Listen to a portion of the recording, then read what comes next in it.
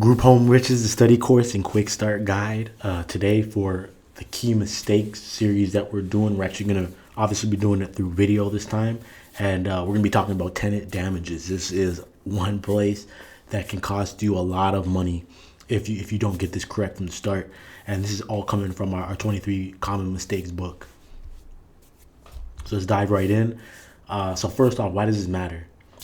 The reality is we don't live in a perfect world. And when I say that, it means that not only are people going to make mistakes, but sometimes people are going to do bad things on purpose. And, you know, when you're running a group home, you're either leasing this place out or you own it. And, you know, the last thing you want to have is your house, your property get destroyed. And you have to ensure that you're doing everything you can to protect yourself. And, you know, there are messy parts of every single job. And don't let this be something that deters you from wanting to start a group home. Because doesn't matter what it is, every job, every company, it's going to have things that you're going to have to do that you're probably not going to enjoy. But the reality is that's what success requires. And that's how you filter out the people who say they want to be successful, but in reality, they're not really going to take the steps necessary to actually do that. And you know, you look at the best investors, not just in like the stock market, but or in real estate or just in any type of investment. You have to be able to remove your emotion from it. And this business is an investment. It's an investment of your time, your energy, your money, your dreams, your passions. You're putting a lot into this, so you have to be able to remove it during these situations that we're going to talk about with tenant damages, because it's really easy to let your emotions come in, and the next thing you know, month to month, you're losing $200-300 on these small tenant damages because you're not dealing with them properly. So here's the thing. You have to charge tenants quickly when there's a damage. As soon as you know about it, they need to get a bill for the damage because it sends a message right away. If someone breaks something, like just think about a little kid. You know, if a little kid does something wrong and you do nothing to them, that tells them that they can continue to do it again.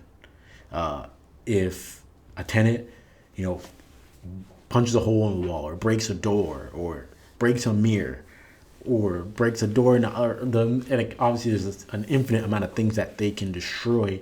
You have to bill them, and it has to be a bill that really hurts and makes them think twice next time they think about doing something wrong.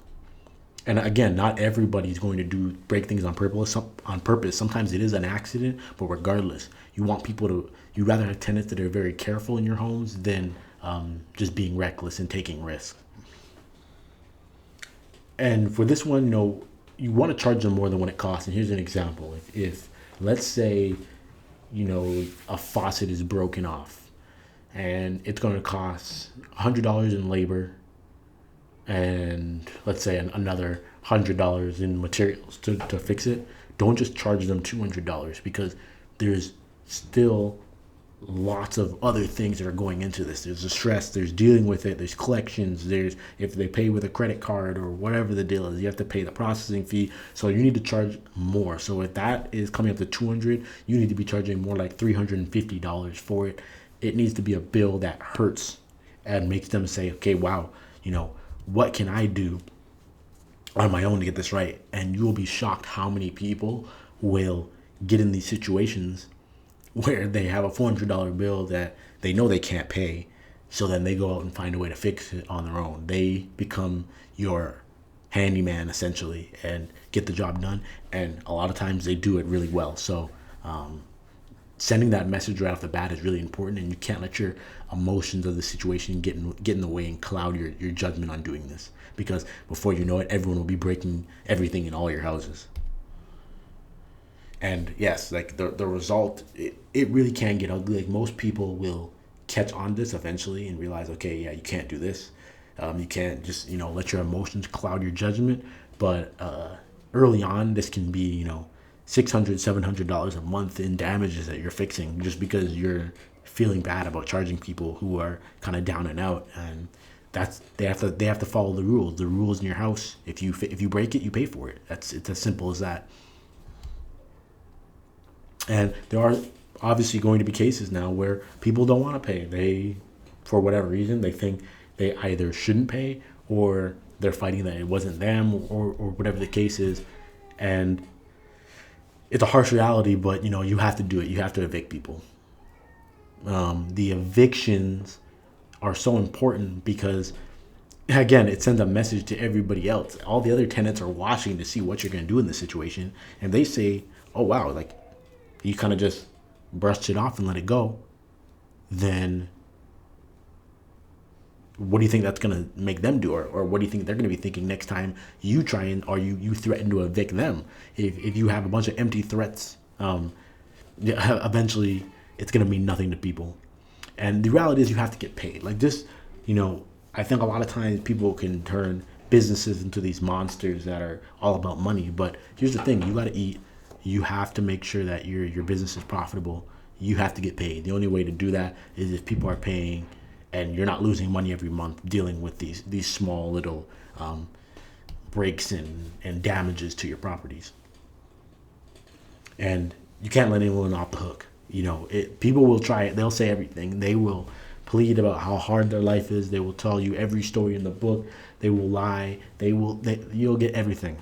Don't let them off the hook. Stay firm, and gotta let them know, hey, if you think you can fix it and do a good job fixing it on your own, you can try.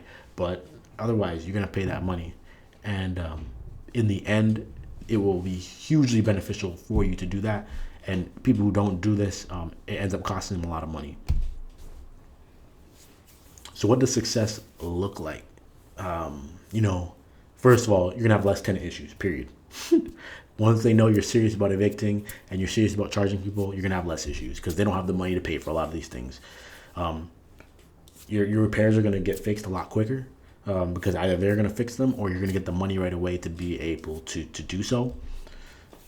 And then you're not going to be losing money because of these situations. Again, we're here to make a profit. This is about running a profitable group home. If you want to run a group home that's losing money, then you don't have to do any of these things. But if you want to be profitable, it's really important that you stick to this. And lastly, again, this is coming from our 23 Common Mistakes book. For this series, we're only giving you 10 things, but there's still another 13 that you're going to want to dive in and learn and make sure that you are not making those mistakes. So strongly suggest that if you like this and you're really serious about doing this, you get into that.